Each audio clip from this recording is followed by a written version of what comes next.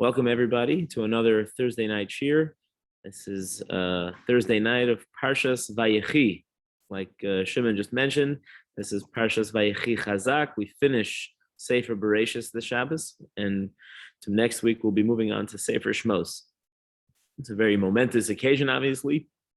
Finishing even one Sefer in Chumash is truly an accomplishment.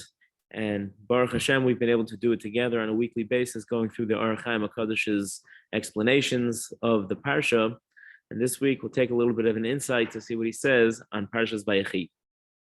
So let's just go through the basic highlights of the Parsha. They're pretty straightforward. We know that Yaakov and his entire family came down to Egypt. And the Torah begins that Yaakov is not doing well. He's becoming coming of age, so to speak, and he's going to be passing on, and he asks Yosef to make sure that he is buried back in Israel. And we know as well that Yaakov gives special brachos to his 12 sons, very, very specific, very catered blessings that he imparts to his children. He wants to make sure that they are left with a very powerful message and something that's unique to each and every one of them. And we know the end of the parsha tells us that Yosef passes away, and he also makes sure that his body will be buried, will be brought out of Egypt at some point at the end of the exile. As we know, at the end of when the Jewish people left Egypt, they brought Yosef's bones with him, which we'll see in a few parshas from now, in a few weeks. So let's go through. We're going to take a look at the Orach Chaim HaKadosh. It's on a fairly early piece in the parsha. It's actually right in the beginning of the parsha. I'll share my screen as usual, and we will see this together. Here we go. So if you look on the right column, on the left column, you see Parshas Vayechi. So it says Vayechi Yaakov be'eretz Mitzrayim shva esrei shana. Yaakov lived in the land of Egypt for 17 years. Vayehi yimei Yaakov, and it was the days of Yaakov's life. Shnei chayav sheva shanim, 7 years. Va'arba'im u'ma'as shana, and 140 years. He lived 147 years. So this is the last year of his life, last days, and he, as it says, that Yikruvu Yimei Yisrael Lomos, his days are coming, and he's about to die. You can tell, he senses that he's going to leave this world. So now we know an older story, so to speak. A previous parsha told us of a struggle between Yaakov and the angel of Esav, the Malach of Esav. And Yaakov was on his way back from Lavan's house. He was returning to the land of Israel. And he was going to encounter and meet his brother for the first time in 22 years. And Yaakov was scared that he would have to fight and, God forbid, kill somebody to protect himself. And therefore, we know that he made certain preparations in order to meet Esav.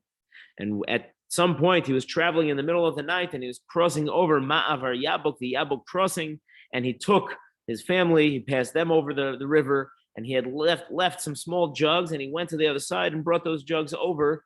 And while he was on the other side, Vayavasar Yaakov Levado, Yaakov found himself, he was left by himself.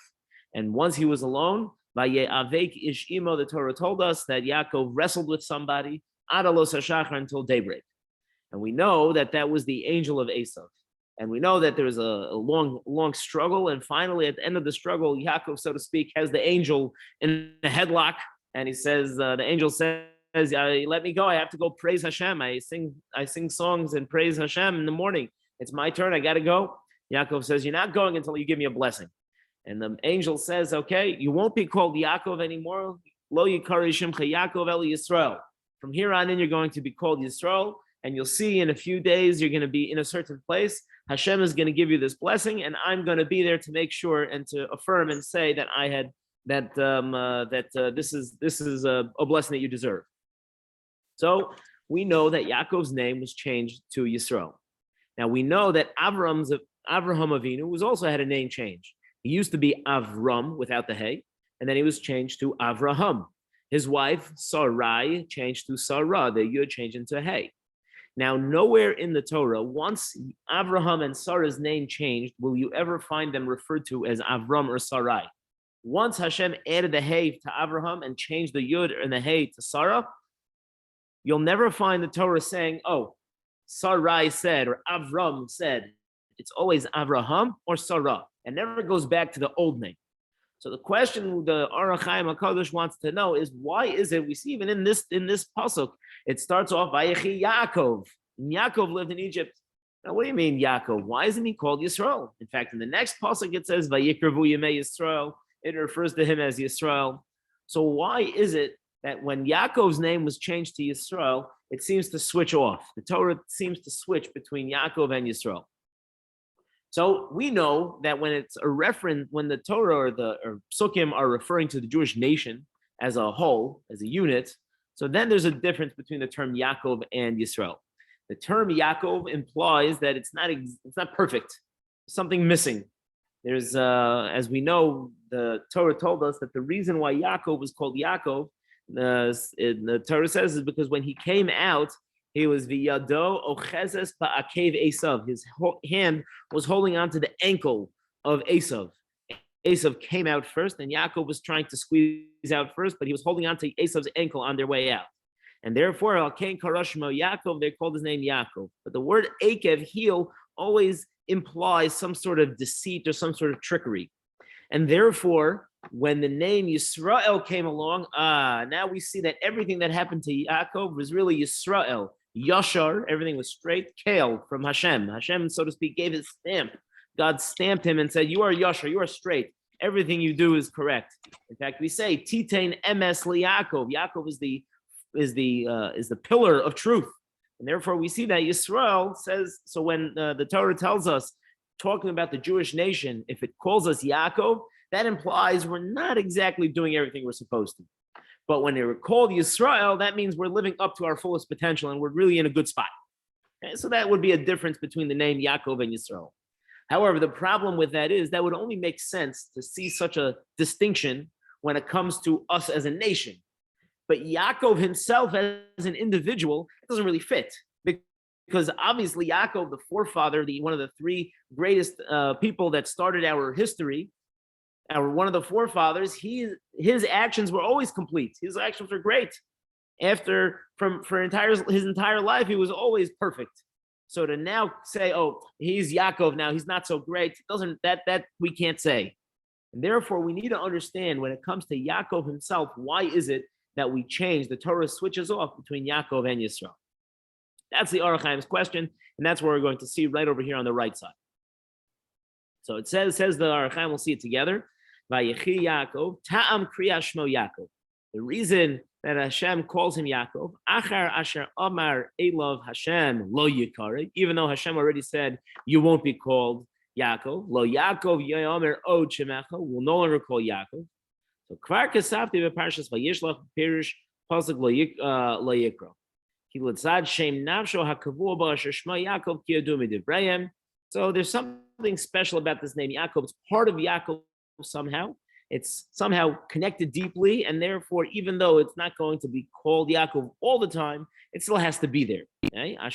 And he quotes Gemara in Brachos that explains the pasuk. Some shamos ba'aretz, put names in the land. So that name, for whatever reason, we'll get to the details exactly what this means, but because the name of Yaakov is part of him as a human being, as an individual, as a person, so we can't just get rid of it. Beis Shemos Yikru Ulo, he'll always have two names. However, our question is, we have to, what happened over there? Sorry. We have to understand, we have to investigate those. But my Yivchar Hashem, how does Hashem choose?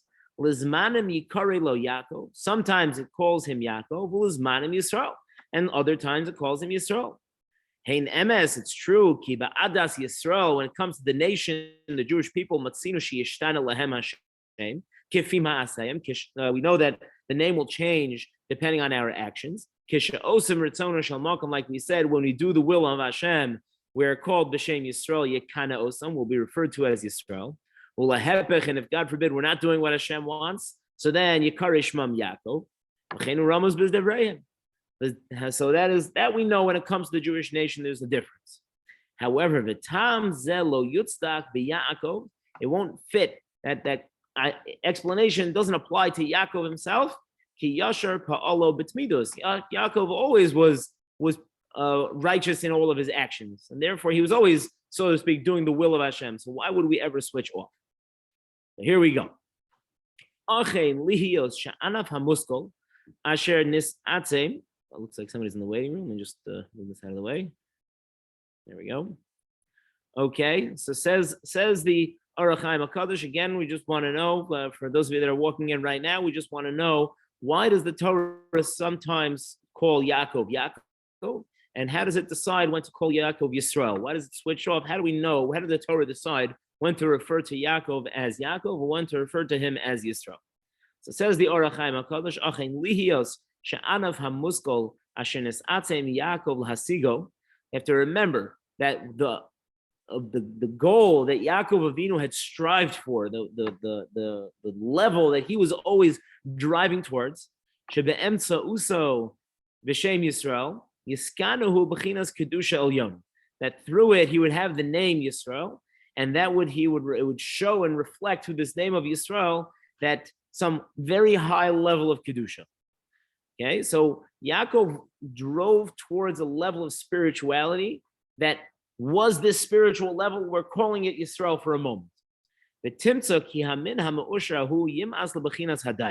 That great level of spirituality that we'll call Yisrael is something that is against and totally separate from worry and separate from itzavon, which is depression or shiflus or lowliness. Rather, where does that level come from? That level comes from happiness, from tranquility, from greatness. That's where it comes. And I'll prove it to you. I'll show it to you, says the Orach Chaim HaKadosh. Yom Shabbos, the day of Shabbos, lemenucha, which is the day of rest, asher tziva Hashem es bnei Yisrael, that God commanded the Jewish people to rest on. V'hu l'tam, what's the reason? Neshama Yisera, and that's why we have an extra neshama. We have an extra neshama that we are infused with on Shabbos. And that's because it comes from a very high, and lofty place. So we know Shabbos, we have something called a neshama Yisera. Elaine mentioned to us a little Havdalah thing that she used to do for her shul. So at Havdalah, we have one of the things that we have is spices. And we make a bracha, borei mine besamim, and we smell the spices. It smells so good. Why do we smell that on Motzai Shabbos? Where does that come from? What's the reason that we smell the spices on Motzai Shabbos? So we're taught that on Shabbos, right before Shabbos comes, it's as if we're imbued with an extra neshama, an extra soul, to raise our spiritual level to a higher degree. And when Shabbos ends, that extra spirituality departs automatically. That extra soul leaves. And that extra soul, when it leaves, it can result in a person feeling, oh, man, I'm feeling down in the dumps again, or I'm feeling down on myself again. You've had this loss. You feel that once Shabbos is over, man, back to work, back to the work week, back to everything as usual. And you feel this sense of loss. So the Chachamim instituted that when we say Havdalah, we take besamim and we smell something which is internal. It's not a physical sense that we have. Smell is a very unique sense. We can see something that's tangible. You can't see things that are intangible. It's something you touch, you can see. Your hands, you touch things that you can see. Your tongue, you taste things that you can see. Your ears, you can hear things that, you can hear things that you can't see. But your nose also is very unique. It comes internally inside of you in a sense that is far greater than everything else. And it senses things that you can't see and just smells these things. And it's supposed to give us this extra boost and say, don't worry, we know you've lost your extra neshama, but don't worry, there's a light at the end of the tunnel. This is for the good. Now you can go through your week and you'll have a wonderful week. And then you'll get your neshama Yisera the next Shabbos and so on. Now that extra neshama, once we are raised up in that status, tells us the Orach Chaim HaKadosh, that's why now we have this responsibility of menucha, of rest. Shabbos is a day of rest, tranquility, peace, enjoyment, and that comes from this elevated level. Yitzav Hashem laharchik hayagon v'hakas. Hashem commands us to stay away on Shabbos, to stay away from anger and anxiety, l'kra l'Shabbos oneg, and to call Shabbos a day of enjoyment. V'hein hadvarim atzmam ne'emarim b'Yaakov. This is what is talked about. This is what we truly mean when it comes to Yaakov.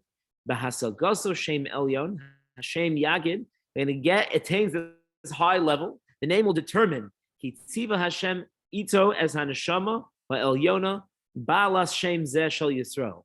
That depending on the name that's being used, we'll know what level and what status of neshama Yaakov had and where he was on his spiritual level. So if he's on this high level and loftiness of joy and peace and tranquility, so then he'll be called Yisrael. Umeshkana bo who calls man she'ein sham itzavon va'anav hanegdi ktsas l'simcha v'l'shleimus ha'kedusha v'atara, and it'll stay within him so long as there's no sadness, there's no any part that's against being happy and having joy and having total completion of purity and sanctity. If God forbid there was something missing and it wasn't in that complete level, so then v'yinafash yotza'a mimeno, that soul will leave, that extra neshama, kitzias neshama yasera shel yom Shabbos, just like the neshama yasera of Shabbos leaves. And at that time, lo yikari lo Yisrael, he won't be called Yisrael. Kibailas Hashem, the one who carries the name is this extra spiritual level. It's that extra neshama. Ve'ena, and it's gone. The Uz, Ve'ena Uz, it's no longer there. The Yikari Shmo Yaakov, and that's why he'll be from there on called Yaakov. However, V'toshav od neshama ahi, if that neshama comes back, be'emtzos hachanas v'atzos hamuchan, by preparing itself or working towards it, kashavas neshama yaser b'chol Shabbos and Shabbos, it can come back just like every week we get our extra neshama on Shabbos. Emtzos hachanas yom hamakudash. Ubezetelech levetach lahaskel, says the Arachaim HaKadosh, you can be sure and be confident. Tam b'chol makom. This is the reason in every place.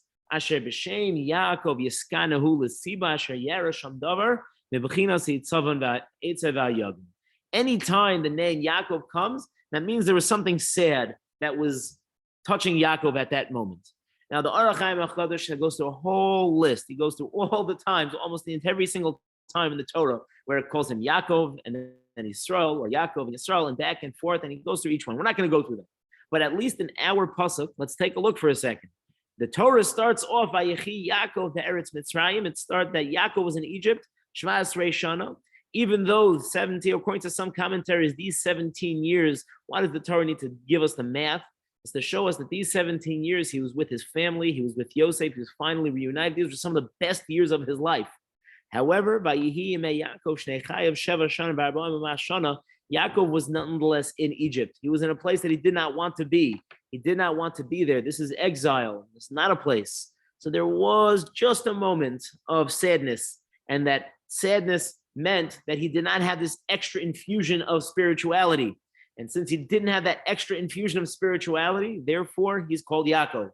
In the very next pasuk, right next door, it says, Vayikravu Yimei Yisrael Lamos. We think that death is a sad thing, and it's true. It's a sad thing for those that are left, the ones that were here. We are very saddened by people who are lost. People have left this world. That is very sad. However, for the person leaving this world, Yaakov, on his level, for his understanding, he realized, I'm going to be next to Hashem. This is it. I get my chance that my neshama, my soul, gets to be connected directly to Hashem. He was now back on that level of Vayikravu Yemei Yisrael, and therefore he's called Yisrael. Beautiful, beautiful Arachaim HaKadosh, how to understand why the Torah sometimes calls him Yaakov and sometimes calls him Yisrael. What I want to pull out of this Arachaim HaKadosh is the piece that he mentions about Shabbos. Shabbos is such a special opportunity.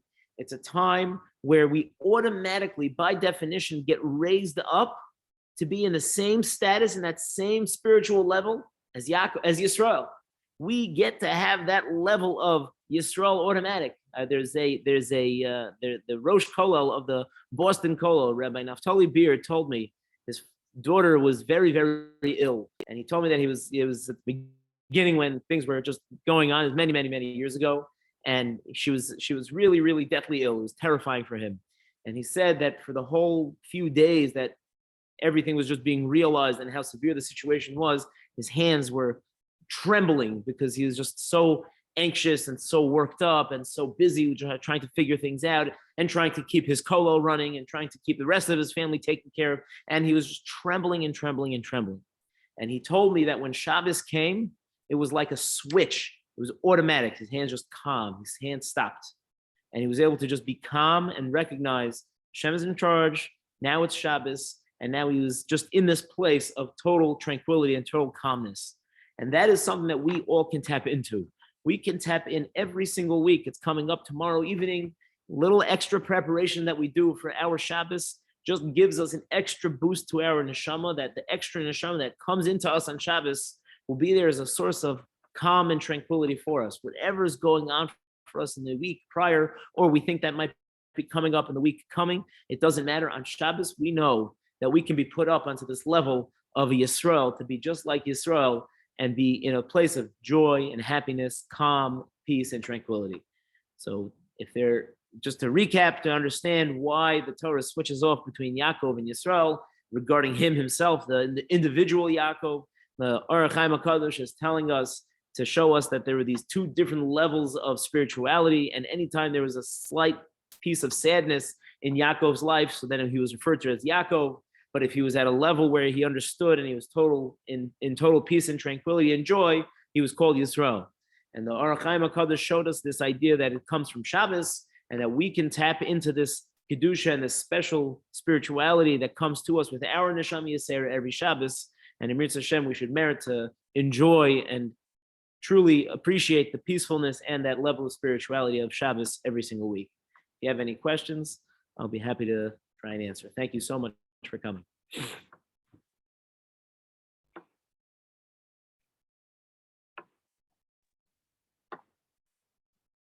Yashikov, and thanks.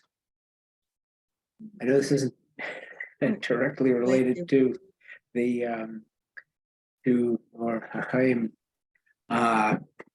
but in terms of how I was wondering, I was thinking back to Abraham and Sarah, and thinking back to how after Sarah's death, it describes the number of years, like it breaks down the math of the years that she lived, and there was a meaning associated with each grouping of years, of 7 and 20 and 100. So I was noticing at the beginning of the Parsha, is there any significance attached to how the years are broken down at the beginning of this Parsha? That's a great question. I actually noticed this today. I didn't get the chance to read fully into it. I noticed this today. Somebody asks why there seems to be a difference between how the Torah describes the years of Yaakov versus Abraham and Yitzchak. It's right for Yaakov. It says that Vayu Yimei Yaakov Shnei Chayav Sheva Shanim, it was 7 years, and then it puts 40 and 100 together. Whereas I think everybody else it just said the full number straight. So there is a question why Yaakov was put differently and why it says it differently. I did not get to read the answer yet, so I'm sorry. I'll have to get back to you on that. But I will look into it and provide you with an answer. Sure. Just curious. It was something that I'd noticed in this case. Yeah, it's definitely not as talked about as it is for Sarah. She's the one that because it was so individualized. The 7 years, the 20 years, and the 100 years. So that was definitely unique. It says Shana each time. So she was definitely unique, and that's why they talk about it the most. But there is somebody that talks about this. I just have to finish going through it. Thanks. Okay. Thank you. We'll see you next week. Yes, Mr. Hashem, God willing, we'll see you next week. Thank you so much for coming. Good, Yashikov, Rabbi, thank you. Yashikov, thank you everybody for coming. Have a wonderful Shabbos. Be well. Good Shabbos. Thanks, Rabbi. Yes.